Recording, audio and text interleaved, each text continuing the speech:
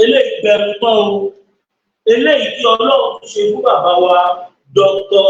Chief Sunday Adéníyì Adéyẹmọ Ìgbòho Òòṣà owó bàbá Daniel ẹkùn ọkọ Fúlàní ọmọ jọmọlọ general actor gbogbo ilẹ̀ Yorùbá àjànà púpọ̀ jámọ orí nǹkan fìrí tàwa rìnrìn ká ní arìnrìn eléyìí tó lọ ṣe fún bàbá wa Dr. Chief Sunday Adéníyì Adéyẹmọ Ìgbòho Òòṣà eléyìí gbẹ̀rù tán eléyìí kọjá wọ́n ní èrè òmọ̀pọ̀lọ́ máa ń gbèjà ìdá tó yìí níjọ́ tí mo ti délé ayé tí Ọlọ́run fi ń gbèjà àwọn èèyàn tí mo ti ń rí mi tí ìrẹ̀lẹ̀ tọ́lọ́run ń gbèjà tó yìí ẹ máa bá mi share fídíò yìí níjọ́ ẹ máa bá mi share fídíò yìí ẹ máa share ẹ máa pín ẹ jẹ́ kó délé ẹ jẹ́ kó dóko ẹ jẹ́ kó dọ̀dọ̀ ọmọdé ẹ jẹ́ kó dọ̀dọ̀ àgbà kódà ẹ jẹ́ kó dọ̀dọ̀ àwọn olóṣèlú ẹ jẹ́ kó dọ̀dọ̀ gbogbo àwọn tí wọ́n rò pé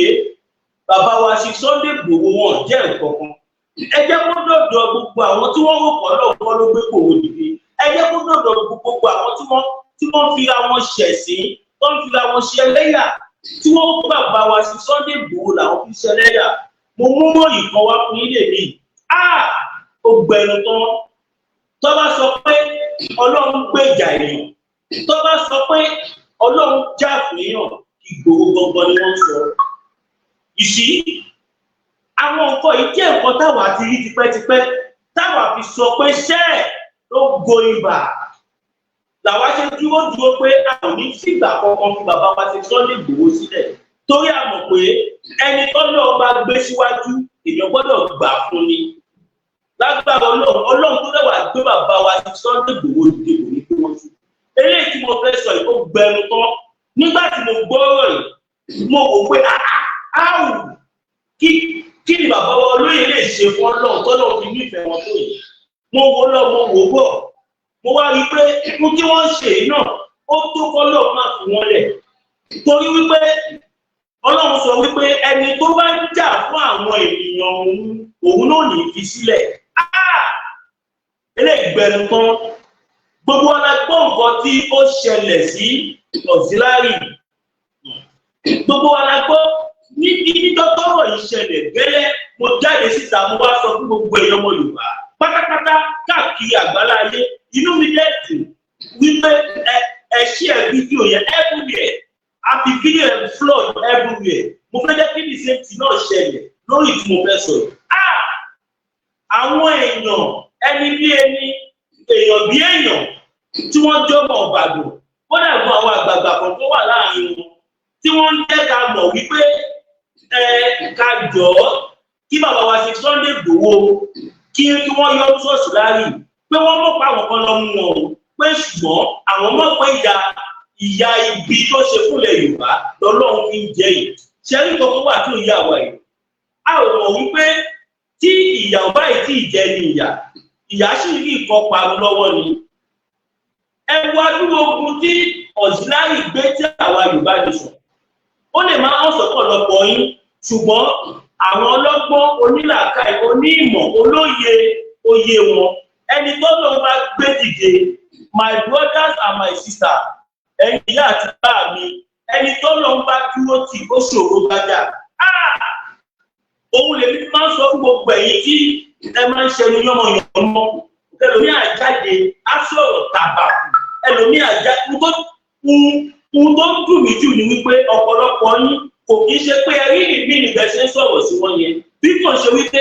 nǹkan tẹ máa jẹlẹ̀ wá ẹ má jẹ́ kí nǹkan tẹ máa jẹ kó kó yín sí wàhálà torí pé ìjòwó bàbá wa Chief Sunday Igboho wọ́n kúrò nínú ẹni tá a máa sọ pé báwo ni tiẹ̀ ṣe jẹ́ lóòótọ́ èèyàn ni wọ́n ààyò eléyìí a fi ń dẹ́rù bọ́ lọ́rọ̀ ní àmọ̀ ṣùgbọ́n àwọn èèyàn kan wà tó jẹ́ wípé Ọlọ́run nífẹ̀ẹ́ dẹnudẹnu ó gba tiwọn délẹ̀délẹ̀ mo ní àǹfààní àti sọ pé kí bàbá wa Chief Sunday Igboho ẹni tọ́lọ́run nífẹ̀ẹ́ sí ó gbẹnu tán àwọn èèyàn láti Ìbàdàn wọ́n ti ń pè wá ẹjọ́ kí bàbá wa ọ̀nà àwọn nígbàgbọ́ débi wípé tí Chief Sunday Igboho bá yọ lọ́sọ̀tún láàrin báwọn mọ́kànlá wa parí kéèsì mo ní ẹ̀sọ̀ nígbà tó ń náà ṣe owó tó ń ṣe ẹni tí gbàgbé pé kí ló mú mi sọ̀rọ̀ kọ́kọ́kọ́ tí mo sọ yìí gbogbo ilẹ̀ rántí nígbà tí wọ́n wá bọ̀ sílé ṣe Sunday Igboho after them ẹni tí wọ́n wá bọ̀ sílé ẹ̀ tí wọ́n pààyàn sílé ẹ̀ tí gbogbo èèyàn tí gbogbo ẹ̀ ṣẹlẹ̀ nílé ẹ̀ tó jẹ́ wípé ẹni yìí ó ní pátẹ́yìn náà tún kó tẹ̀lé káwọn ọmọọṣẹ́ yín gbogbo ayé ló ń pariwo nígbà yẹn pé ẹgbẹ́ àwọn ọmọ ìsìláàmù báwọn ni o àwọn ni o àwọn ni o ẹni tí wọ́n bá fẹ́ ìlú òkè dáre ni torí pé ẹ fẹ́ fi wá negotiate pẹ̀lú gọ́ọ̀mẹ̀ntì ẹ̀ sọ wípé nígbà wo Yorùbá lè san owó nígbà wọn láì níṣẹ́ lọ ṣe lẹ́yìn gbogbo nǹkan tí ẹ ti ṣe fáwọn ọmọ Yorùbá kòkòrò tó dọ́mọṣẹ́ sí Sunday Igboho ó ní nǹkan tẹ́ ẹ ṣáà ṣe fún nígbà tẹ́ ẹ ń ṣe ẹ mọ̀ pé Ọlọ́run wò ní wọn ni ẹ bìlíf pé torí ẹni gọ́vnà kò sí kankan tí ó lè ṣẹlẹ̀ ibi tẹ́wọ̀n náà tí wàá bá mi dẹ̀mù ẹni tó ń fún ọ̀síláyì lágbára tó ń fún lágbára tó fi wò kóhùn jẹ́ bákan tó fi wò kó sẹ́ni tó wò lè pàwọ́ bọ̀ lójú ẹni the same person náà lọ́lọ́run lò láti gbé ọ̀síláyì sí nítorí pé ó ti kọsẹ̀ níbi tí ò jẹ́ kí ó ti kọsẹ̀. Kéde jẹ́ ẹ̀kọ́ ńlá fún gbogbo èyí tí ẹ máa ń sọ pé Ìgbòho bàbá wa ṣe Sunday Igboho wọ́n kúrò nínú ẹni tó wó mo fi dípò bí Ọlọ́run àlàyé fúnra fún yín ọ kúrò nínú débi ń pa ọ kúrò nínú ẹni tí ò ní nǹkan tó máa jẹ kí lẹ fi ṣeré yìí Àjànàkú kọjá àwọn orí nǹkan fìdí tábàárẹ̀ yìí ká ní àárẹ̀ ni bàbá mi Dr. Sunday Igboho ìfẹ́ lọ ní sàwọn ọmọ Yorùbá ìfẹ́ ni wọ́n ní kò sí pé wọ́n níṣẹ́ gẹ́gẹ́ bí Ọ̀sìnláyì ṣe sọ wọ́n níṣẹ́ wọ́n ní everything now ẹ̀yin tẹ́ wá ló pẹ́ fẹ́ fi bàbá wa ṣe Sunday Igboho ṣe yẹ̀yẹ́ kẹ́ wá wọn tó gbẹ̀yìn yín báyìí kéde ìjẹ́ ẹ̀kọ́ fún gbogbo ẹ̀yìn tí ẹ sì ṣe yọmọyọmọ tó ń fún ní peanut tí wọ́n ní gbà lọ bú gbà lọ sí gbà ẹ lọ́wọ́ gbogbo àwọn tí tó kẹ́ lọ́wọ́ gbogbo àwọn tó bá sọ pé tó bá ní ti ṣe Sunday Igboho báwo tí Yorùbá ní sọ báwo ẹ lọ ohun tó máa ń gbẹ̀yìn wọn ta ló lè nígbàgbọ́ láyé yìí pé n tó ṣẹlẹ̀ sọ́ọ̀sì láyé yẹn lè ṣẹlẹ̀ ẹ mọ bí tẹ́ẹ̀kọ́ náà ti wá bá mi màá kà kọ̀ọ̀kan bọ́ta fún yín nísìn wọ́n ti àárẹ̀ ní auxiliary wọ́n ti gbé lọ sí court but ohun tí wọ́n sọ níbẹ̀ ẹ̀rọ Ọlọ́run bá mi ibẹ̀ ni mo ti mọ̀ pọ́ lọ́wọ́ wà ọmọ Adéyẹmọ bàbá ẹ máa ṣe bẹ́sẹ̀ ṣe lọ ẹni tí ó mọ̀ yìí ló ń fi yín ṣeré ẹni tí ó mọ̀ Igboho ló ń fi Igboho ṣeré kìwọ tó bá mọ̀ Igboho ó máa mọ̀ pé Igboho ń ṣe ní àrífín Igboho ń ṣèyàn jákujáku Ọlọ́run ló ń jà fún Igboho bàbá wa ò ní jà fúnra wọn bàbá dẹ̀ máa sọ wọ́n ní àwọn fi yín lẹ̀ àwọn fáyìn ilé Ọlọ́run tó lẹ̀ mí mi lọ́wọ́ kẹ́ mọ̀ pé ọ̀rọ̀ láti ọ̀rọ̀ yẹn kẹ́ni tó lọ́wọ́ nífẹ̀ẹ́ sí kó sọ pé òun fa èèyàn lẹ́ni tí òun fa èèyàn lẹ́ni tó lẹ̀mí òun lọ́dọ̀ ẹ lọ́wọ́ tó ń ṣẹlẹ̀ sí gbogbo àwọn tó tẹ̀lé sí Sunday Igboho ìyẹn ti máa mọ̀ wípé owó kọ́ ni bàbá yìí wá bàbá tó lọ́mọ Canada tó lọ́mọ Germany tó jẹ́ pé ṣàṣàní kọ́ńtì tí wọ́n ìdí travel lọ tó bá ti wà everything wà wọ́n wá dìde wọ́n wá ní káwa ọmọ Yorùbá ká bọ́ lóko ẹrú ẹ̀yin wèrè ajá olóṣèlú kan wọ́n fẹ́ máa takò wọn kẹfẹ́ máa bà wọ́n tí à ń ṣe jẹ́ ẹ jẹ́ kí n kà á kọ́ tí Ọlọ́run ọba tó gbé ní Ọ̀sìnláyì lọ́wọ́ báyìí mi ìyọ́ rárá bọ̀ mo ń sọ eléyìí fún ẹ̀yin tẹ̀sí wà níta tẹ́ẹ̀ sọ pé ti bàbá wa ṣe Sunday Igboho báwo mo fẹ́ jẹ́ kẹ́ kọ́gbọ́n nínú ọ̀rọ̀ Ọ̀sìnláyì was once Ọ̀yọ́ State Transport Chairman former Ọ̀yọ́ State Transport Chairman Park and Garage ẹ jẹ́ kí wá kà pọ̀ tí wọ́n ṣe fún báyìí ìyẹn lẹ́bí máa mọ̀ wípé kéèyàn máa ṣiṣẹ́ fún olóṣèlú ó dàbí ìgbà kéèyàn bá yí ara ẹ̀ jẹ́ ni kéèyàn máa ṣẹlẹ̀ èmi mo ṣiṣẹ́ fún olóṣèlú mo ṣe bá mo ṣàwo mo fẹ́ jẹ́ kí gbogbo àlọ́ mọ̀ wípé olóṣèlú ò kì í ṣe ẹni kéèyàn gbọ́ pọ́ọ̀lì wọn lè kí n ṣe ẹni kéèyàn gbé ẹ̀mí lé bí kò ṣe wípé kéèyàn ṣe nǹkan tó tọ́ ó yẹ ìmájì nígbà táwa pariwo Yorùbá nation tí ó ti bàbá wa sí Sunday Igboho tí wọ́n dìde tí wọ́n níṣẹ́ ẹ jẹ́ ká bọ́ lóko ẹrú ẹ jẹ́ bọ́ lọ́wọ́ Fúlàní bí wọ́n ṣe pa wà yóò dá kí ló ti láyè yẹn kó so wọ́pọ̀ pẹ̀lú sí Sunday Igboho kí gbogbo àwọn alágbára ilẹ̀ Yorùbá kọ́ tó wọ́pọ̀ ṣé ohun tó ṣẹlẹ̀ sọ́ọ̀sì láàyè àṣẹlẹ̀ ẹ mọ̀ pé àṣepamọ́ ló wà kò sí àṣegbé láyé kò sí nǹkan tí ẹ̀dá lè ṣe láyé ó máa padà jèrè wa ẹ̀ dáadáa tí bàbá wa ṣe Sunday Igboho ń ṣe wọ́n ń jèrè ẹ̀ lọ́la tí wọ́n dẹ̀ máa jèrè ẹ̀ títí ayérayé torí pé tó bá sọ pé ọmọlúwàbí ajàfẹ́tọ̀ọ́ ọmọ ènìyàn tá a bá sọ pé ẹni tí òun fẹ́ jẹ́ kí ìyà jẹ ọmọ Yorùbá bàbá wa ṣe Sunday Igboho ni wọ́n bá wù àti bàbá wa emeritus medical professor Adébánjọ Akíntóyè nígbà tí bàbá tí wọ́n gbé Yorùbá nìkan lọ́ba ti Sunday Igboho wọn ò jẹ́ tiẹ̀ bẹ́ẹ̀ kẹ̀dẹ̀rẹ́ wọn ò béèrè kọ́bọ̀ mo wá fẹ́ ka nǹkan tí ilé ẹjọ́ fi dá Auxilliary láre mo fẹ́ kà jáde fún yín ọdún àwọn tó ń súnmọ́ ti ń tíráì láti wá bẹ ṣe Sunday Igboho pé bàbá ìjọba wa yọ́nú sí kí Ọlọ́run lè yọ́nú sí torí nǹkan tí wọ́n charge Auxilliary fún nísìnyí ó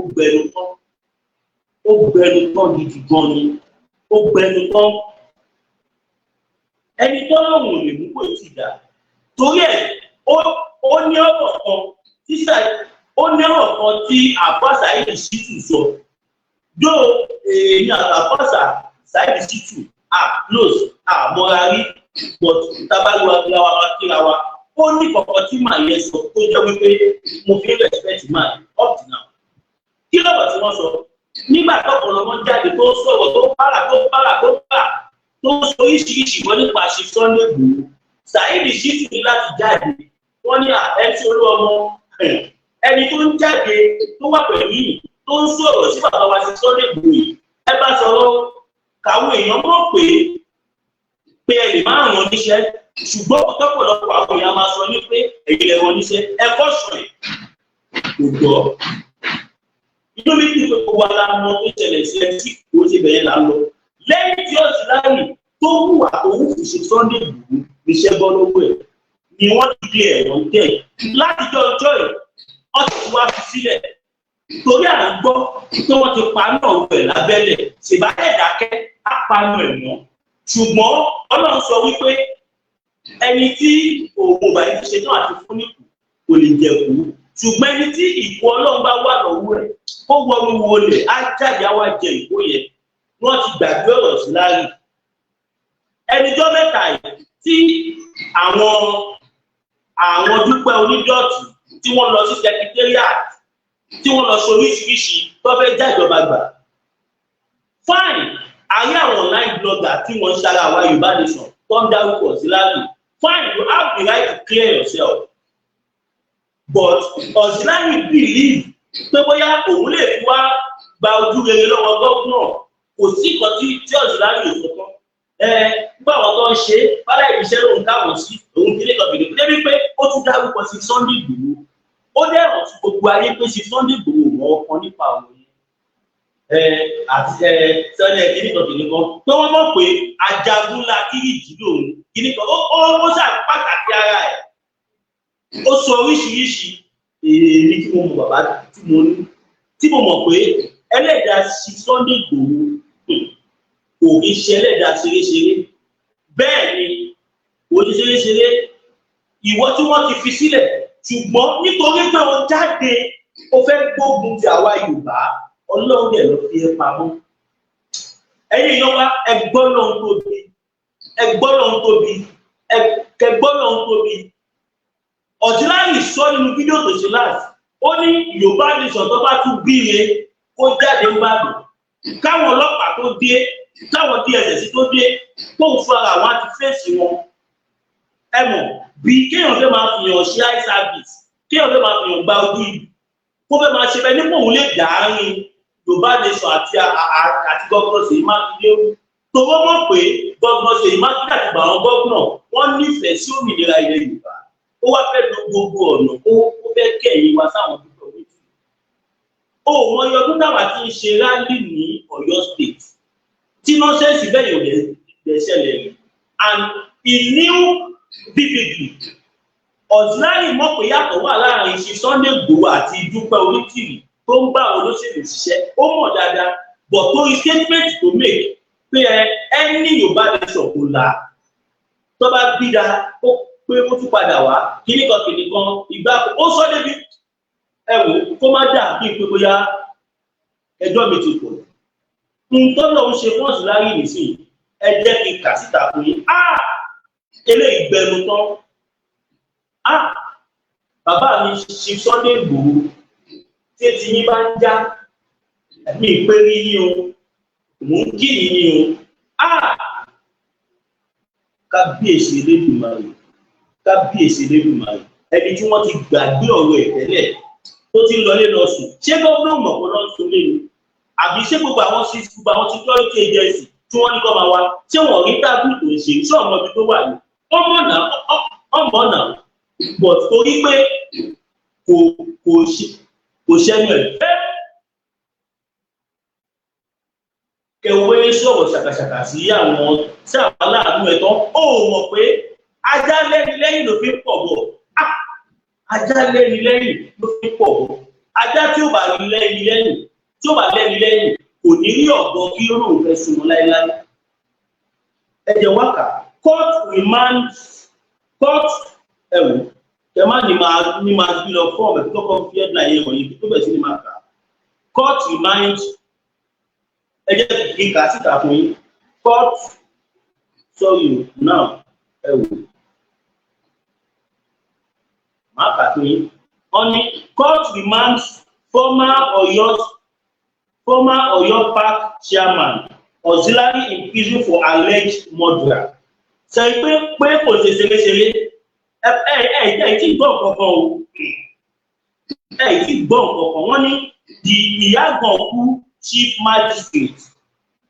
magistrate court Ìbàdàn the Ọ̀yọ́ state capital has remanded the former chairman park management system open bracket PMS close bracket in Ọ̀yọ́ state Mukaila Lamidi more commonly called Auxiliary at the Agodi Correctional Center for alleged ìpànìyàn ní ìnísọ àwọn ọ̀pọ̀ ìgbà tó bá jọ mọ́ camps bẹ́ẹ̀ ní ìnísọ nínú ìlú torí platform tí a lò.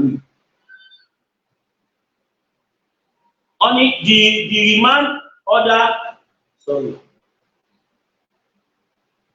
remand order was given by Chief Magistrate Olagbisi Oguntomi due to the lack of jurisdiction.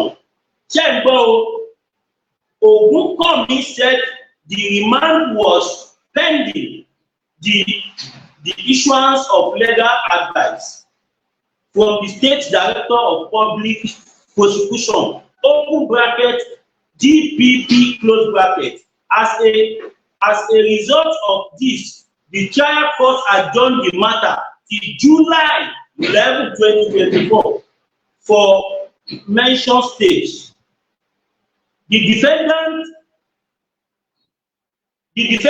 represented by Tope Olayinka was charged with 4 counts of conspiracy, causing death, and theft. CSP Funke Fawole, the officer in charge, legal department of the police, the Oyo State Command, had previously told the court that Lamidi and others now at large allegedly colluded to commit the crime. Fawole was quoted as saying on June 16, 2021, at about 3:30 p.m., Lamidi and others now at large allegedly caused the death of Aziz Rahman Abiodun, 36 years, by stabbing him with ọ̀bẹ in the chest. On June 16, 2021, the defendant and other allegedly conspired and stole assorted phones valued at 150 million, property of Ahmed Adebayo. The offenses,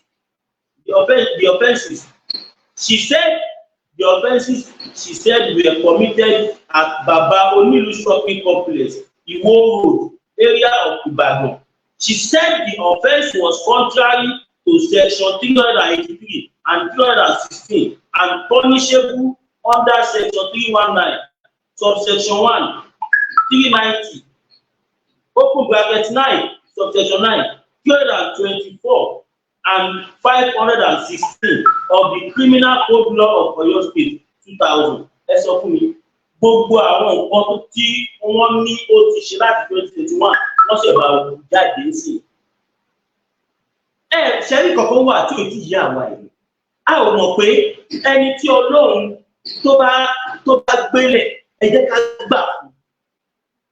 Ẹni tí Ọlọ́run bá ń ṣe tiẹ̀ ẹ jẹ́ ká gbà fún. Ẹ jẹ́ gbà káàmù.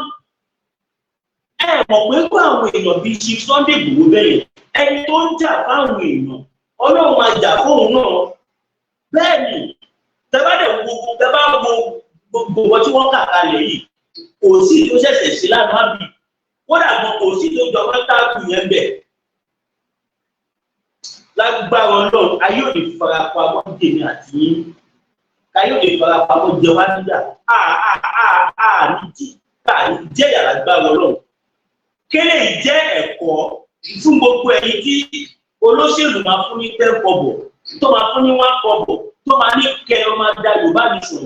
Mo fẹ́ jẹ́ kẹ́ mọ̀ pé Ọlọ́run ló ìrìn àjò Yorùbá nation kò kì í ṣe èèyàn. Ọlọ́run ọba ló gbé Chief Sunday yìí ló gbé Chief Sunday Igboho dìde. Ìwọ tó bá dẹ̀ wò kó lè gbé wọn ṣubú màá fẹ́ jẹ́ kó fi tàwọn ará wájú ìkọ́gbọ́n. Mo fẹ́ jẹ́ kẹ́ mọ̀ wípé ìjọba máa lòyàn ó máa jùyàn lẹ́ẹ̀ni. Táíwò Kíkẹ́ Fásọmí ẹ̀ka sọ̀rọ̀ ẹjọ́ bí ojú ìfọ̀ ìmọ̀pọ̀ ìpẹ̀jọ́ 5 points. Mo fẹ́ jẹ́ kẹ́ mọ̀ kọ́kọ́. Ọlọ́run ọba tí ń gbé ìjà Ọlọ́run bẹ̀ lọ́ba ẹlẹ́sàn. Ẹ wá wo bí tọ́lọ́run bá yọ sí ọ̀dùnárì sí. Táwa ló bá wá fẹ́ ṣe bí nísìn ká wá gbé kéèsì kòkòrò dìde.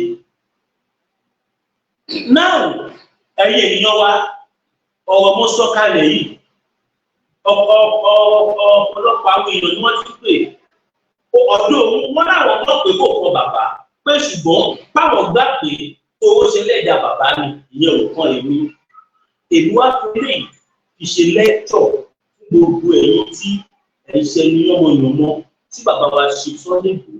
Mo fẹ́ jẹ́ kẹ́ mọ̀ pé ẹni tọ́lọ́ bá gbé ìbò ṣe gbé ṣubú ẹ wá ní wàhálà tí bàbá yìí ṣe. Bàbá yìí fi gbogbo nǹkan tí wọ́n ní láyé wọn fi kalẹ̀ lórí pé káwọn ọmọ Yorùbá ká lè gbégbé ayé rere. Gbogbo nǹkan tí wọ́n ní láyé wọn àbádùn ọ̀nà ẹ̀. Wọ́n wá ń jà fitafita pé kí ilẹ̀ Yorùbá kógun má kó lẹ̀ Yorùbá pé káwọn ọmọ Yorùbá kí a má di rẹfújí ní ìlú bàbá wa. Síbẹ̀síbẹ̀ ẹ̀yin olórí burúkú kan sì ń gbógun tì wọ́n. Gẹ́gẹ́ bí ọ̀rọ̀ tí Àgàgà sọ ó ní kí ló dé tó jẹ́ pé tó bá fẹ́ wọ́n wà lọ́wọ́ la máa ń gbógun tì. Ọmọ Yorùbá ẹ jẹ́ ká jí o ẹ jẹ́ ká jí ẹ jẹ́ kí a jí ẹ jẹ́ ká lọ sowọ́ papọ̀. Ẹ má jẹ́ kí àwòkọ́ tá a máa jẹ léèlì ẹ jẹ́ ká wo ọjọ́ iwájú. Torí àwọn bàbá tó dà wá tó bá pariwo ariwo táwọn àpá lọ́wọ́lọ́wọ́ yìí àwọn òní máa dé máa jẹ àti àjẹ yìí. Ó dẹ̀ ti wá rí bẹ́ẹ̀ nìyẹn àwọn ará wà láyé nísìn ẹ jẹ́ ká sowọ́pọ̀ ká ní gbogbo peaceful way ká mọ̀ pé a lè fi gba òmìnira ilẹ̀ Yorùbá. Self-determination is not a crime. Even as bad as that 1999 constitution is ó wà bẹ́ẹ̀ pé as indigenous people a lẹ́tọ̀ọ́ láti pè fún orílẹ̀-èdè a lẹ́tọ̀ọ́ láti sọ pé a fẹ́ dá dúró. Gbogbo ìgbà ni mo máa ń sọ mo ní ẹ lọ 100 naira note ẹ máa rí níbẹ̀ dàgbàgbà tọkọ síbẹ̀ wípé 1914 to 2014 ni amalgamation yẹn last. This is 2024. 7 years no 24 that's about 10 years. 10 years báyìí tí Nàìjíríà ti expire but nítorí pé àwọn èèyàn wa ò dìde ó tún continue. Ẹni tó lóun tún wá lò ká tiẹ̀ sì gbé ọ̀rọ̀ kọ̀wọ́ kó bóyá ẹni já tẹ́lẹ̀ pé ẹ kó ìra ẹ ṣe kìíní torí a gbọ́ pé ọ̀pọ̀lọpọ̀ àwọn àgbààgbà tí wọ́n ti bàbá wa Professor Banji Akintoye yìí torí ìjà ọmọ borí owó àtajà sí ẹ̀yìn mọ̀ ẹ̀ wò ní tó ti ṣẹlẹ̀ many years ago káwọn àgbàlagbà wọ́n sì máa gbé sórí kí wọ́n sì máa rí wò wọ́n sì máa torí ẹ̀ máa dí òmìnira ilẹ̀ Yorùbá lọ́wọ́ kò make sense. Ọ̀pọ̀lọpọ̀ yín bàbá tẹ́lẹ̀ make decision fún wa yìí ọ̀pọ̀lọpọ̀ yín ẹ ò mọ̀ tó ń pè níyà ẹ jẹ́ play audio kan fún yín tí bàbá mi kọ́ sẹ́yìn sí i kọ́ lọ jẹ́ ìṣìírí màá play ẹ̀ fún yín sí i ẹjọ́ kẹjọ bá pín fídíò yìí ẹ máa pín share like comment subscribe kẹ̀dẹ̀ má gbàgbé àti fún wa ní super sticker super chat àbí bẹ́ẹ̀ play audio yẹn fún yín tí bàbá wa ìjáyàjá àyà ṣe ẹjọ́ bí mo ṣe ń wá fídíò ilé ẹ̀kẹ́ máa bá wa share kẹ́ máa like kẹ́ máa comment.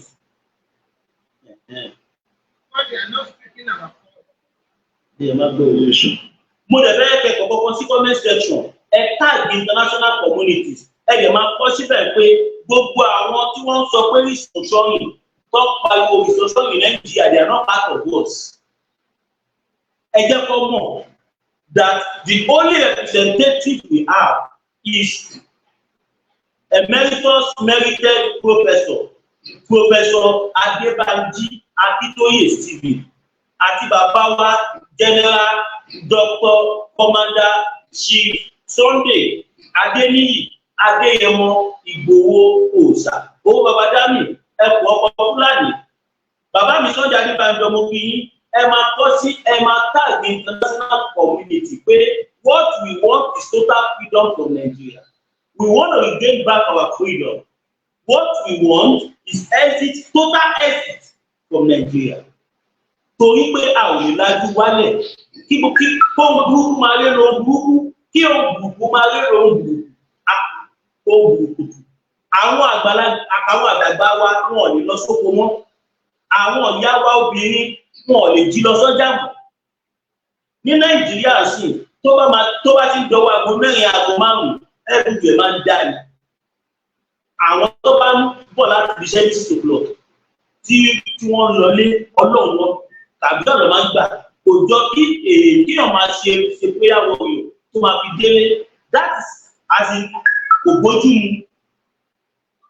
Níbi tí ayé délé ní ìlú mélòó ni irú nǹkan báyìí tún ti ṣe ìṣẹ̀lẹ̀ which we knew that the total solution is oníkálùkù lọ́jọ́ ọ̀yá ká pín gààrí oníkálùkù fún àìwé ẹ̀ ó dàbí ọ̀pọ̀ kan tí máa ń kọ́ sọ ó ní ká máa rọra wa revolution sì máa ṣẹlẹ̀ nǹkan tó bá wọn tó ṣẹlẹ̀ freedom làwa fẹ́ a dẹ̀ fẹ́ ní ọ̀nà ìpàdé a ò fẹ́ ní ọ̀nà ìjà strange God ancestor bàbá mi Sunday Adébánjọ ní strange God ancestor Israel or Allah Lárúbáwá can't help save us o it's only our ancestors forefather ancestor can save us 100%. Bẹ́ẹ̀ ni àwọn baba ńlá baba wa ni wọ́n lé mi sọ pé Ọlọ́run ò lè gbà wá ẹ má jẹ́ kí n sọ̀rọ̀ lọ síbẹ̀ rẹ̀ because kaman active kó má dàbí pé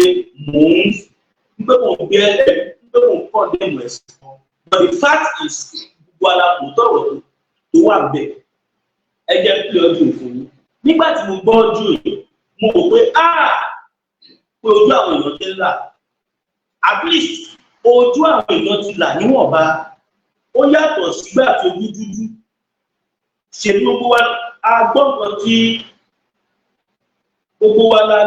bàbá wa Olúṣẹ́gun Ọbásanjọ́ sọ wọ́n ní western democracy stamp practice èmi báyìí wọ́n ní is an error pé kò lè gbé wa dé anywhere now mo fẹ́ play fídíò máa ń pa bọ́mí nǹkan ọmọ bóyá copyright máa wà ní fídíò yẹn ẹ jẹ́ play audio yẹn I'm sorry tẹ́ bá mi kọ́ sí comment section ṣé kí play videos láàyè bí wọ́n ṣe àárín ẹ̀ ní court or ikọ̀ play voice note yẹn kéwò ẹ jẹ́ mọ̀ ní comment section ṣé videos láàyè ní kọ́kọ́ play àbí kí n play audio yẹn direct mo dúró dé yìí bàbá mi Sunday Adébánjọ mo dúró dé gbogbo ìtẹ̀wà online Yorùbá nation Igbo nation Àríwá nation ìtì oríṣiríṣi ọ̀hún sí which means pé ká pín ní solution.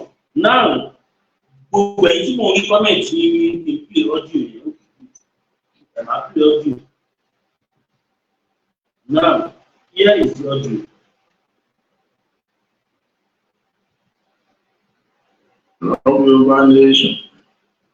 Our nation gbogbo tiwa nìyẹn ọgbogbo olórí àgbéná agitator sọ̀rọ̀sọ̀rọ̀ dáṣídáṣí àwọn tó nífẹ̀ẹ́ wa àwọn tó ò nífẹ̀ẹ́ wa ọmọ Yorùbá ní gbogbo wa Yorùbá nation ní gbogbo wa ìfẹ́ ẹ̀kọ́ tí kò rí ìṣẹ́ lọ. Wọ́n náà wà àgbàlagbà kọ́ àní àgbàlagbà tá a ti sá wọ́n ní ẹ̀kọ́ra ìjọ èké ẹ̀dúgbẹ́ bẹ̀rẹ̀ gángstà míì àgbàlagbà. Wọ́n ìjáyọ̀ òṣèlè bá wa sọ̀rọ̀ kẹ́yìn tó máa ń bẹ̀ decision on our behalf. Báwa láyé àgbàlagbà ẹ̀yin ọgbẹ́ mi sáré ẹ̀yin kì í yọ wọ́n kọ́wọ́. United Region of Nigeria. Adáwọ̀ òfẹ́ náà. Yes, of course.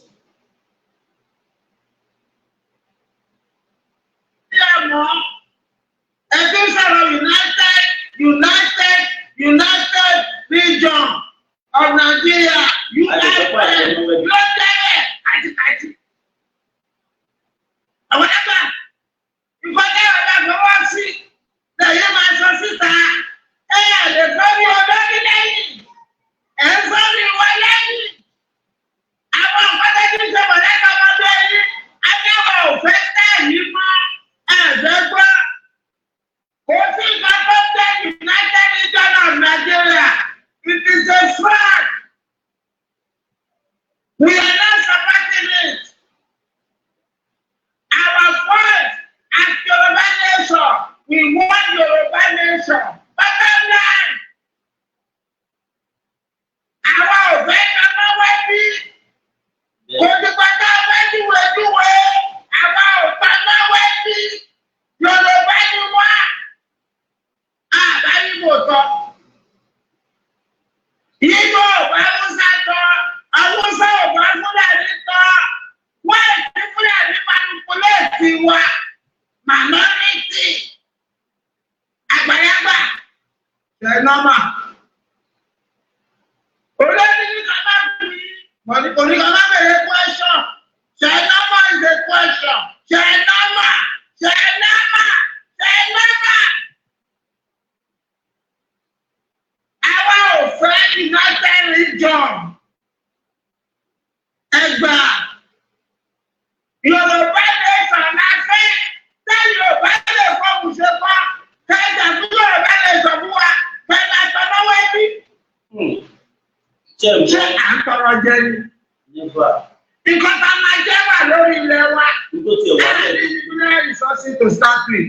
We just need to organize ourselves. Africa kò ní mineral resources. Switzerland kò ní mineral resources.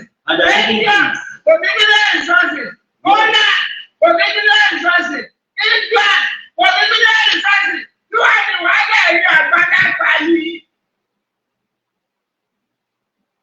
Your time is over. Ẹgbà àmàlẹ́ nígbà yìí ni o. Ṣé nǹkan tá a fẹ́?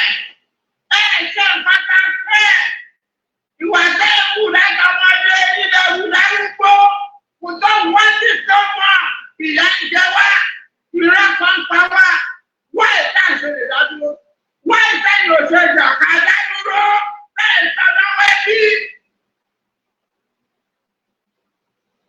Àgbàlagbà.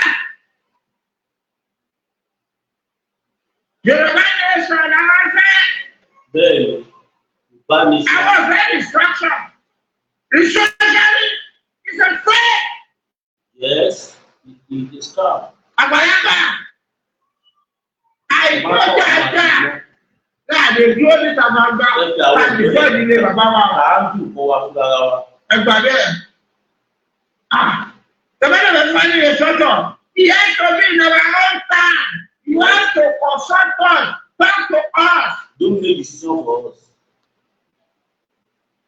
Explain. Why that Mission. What is your mission and vision? Ask us. Don't speak for us. Yes. Without talking to us. What I want to add there is don't speak for us. We already have a representative. Don't speak for we Yorubas. Speak for yourself and your family. We already have a representative. Our representative is Dr. Chief Sunday Adeniyi Adeyemo Igboho Oòṣà, alongside emeritus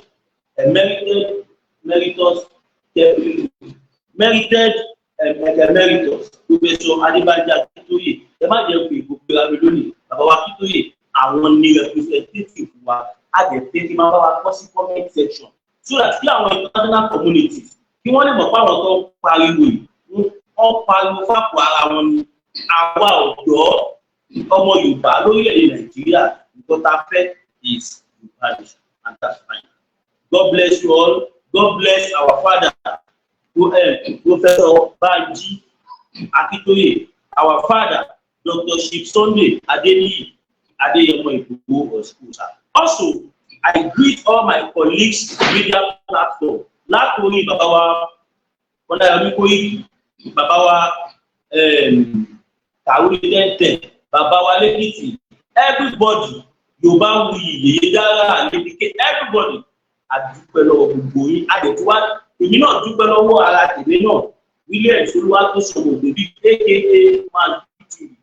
Mo wá dúpẹ́ lọ́wọ́ gbogbo ẹ̀yin olùfẹ́ wa káàkiri àgbáláyé tí ẹ̀ ń bá wa ṣe ẹ̀bí tó tẹ̀ ń bá wa wò. Lágbára Ọlọ́run ẹ̀ ò ní fojú sunkún omi.